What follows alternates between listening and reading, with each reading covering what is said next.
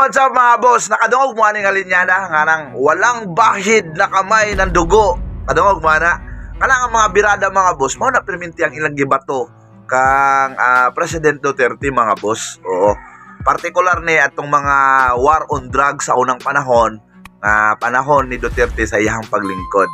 But doon ako usa ka video nga nakita nga mas nakuha pa nako ang iyang simpati mga boss kaysa mga tao karon na sigi ug basol mahitungod anang war on drugs. Paminaw na to mga boss. Thanks to the war on drugs of Duterte, we Filipinos are safe again. Once again, we feel safe in the streets. In the streets of Sampaloc last year, we couldn't walk. You know, before Duterte, we couldn't walk in the streets of Sampaloc at night. I had waitresses gun held. You know, several students couldn't walk in the street at 2 a.m. Now they can. Now you say you can see young students walking at 3 a.m. in the middle of the street. So to all those people who are scandalized by the war on drugs, the human rights, etc., how about the human rights of the people who don't take drugs and feel unsafe?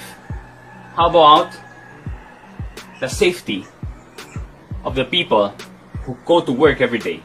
How about the safety of the students who have to go home late?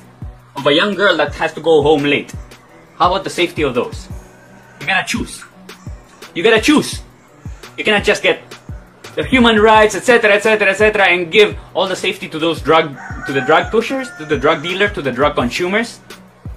You wanna keep them safe, and keep unsafe the people who wanna go work, the people who don't do drugs, the people who wanna go study. Those are the ones you gotta keep safe, not the drug pushers and the drug consumers. You wanna do drugs? Fine, fine. Do it at home. Inside your house. Okay? Never in the streets. So I really clap the initiative of Duterte against drugs, against smoke. Nadungog to ninyo mga boss, in behalf sa iyang nationality o sa iyang inistoryahan, pero mas nipabor siya mga boss sa war on drugs ni Tatay Digong. Nga naman, for me mga boss no, siyempre para sa ko wala na siya nagmatter kung pila ka kinabuhi ang nakalas mga boss sa war on drugs.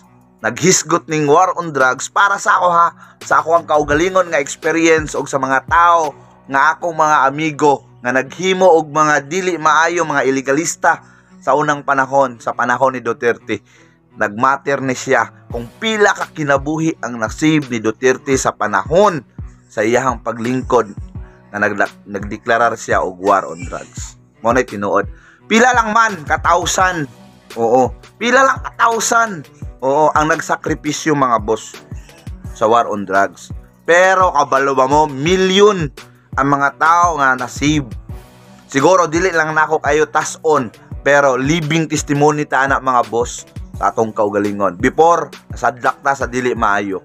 Pero diha nga na-realize na ako nga delikado ang akong kinabuhi while nga naa pa ang war on drugs, nag-stop ko na everything until now naapa ko sa inyong atubangan.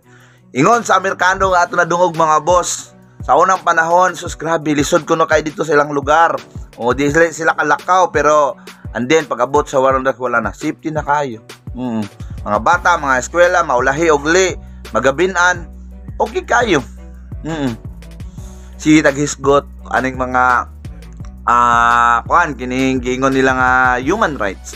Although gwapo man kayo ang na human rights, pero asa man ang rights?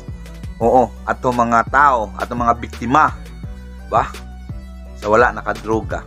Oo, katong mga tao nga nabiktima, ato nakadroga. Oo. Sa mga panahon nga naghimo og krimen, katong mga tao nga nakadroga. Di ba? But once again mga boss, ako istorya sa inyo ha. Kinang ginaingon nila, kining words, kining linyada nga wala sa kanila. Oh, di ba? Ang kamay na dugo, dugo na kamay ba yun? Ano ba yun? Diba? Kabalo mo na kung kinsa yung istorya. Pero para sa ako, kana silang mga tawhana, wala sila kasabot. Kung pila ka kinabuhi ang na-save adtong mga panahon sa war on drugs ni Duterte. Oo. Una nga, kinahanglan, unsay ato buhaton, suportahan nato si tatay para na sa atong kaugmaon sa atong mga anak po, mga boss, na neutralize ang droga. Pag once man-neutralize ang droga, ang mga krimen mga boss, oo, most na to be followed yun na siya. Mura nga, BP Sara lang ang dapat may tabong nga presidente sa umaabot nga 2000 28 mga boss. Let's go.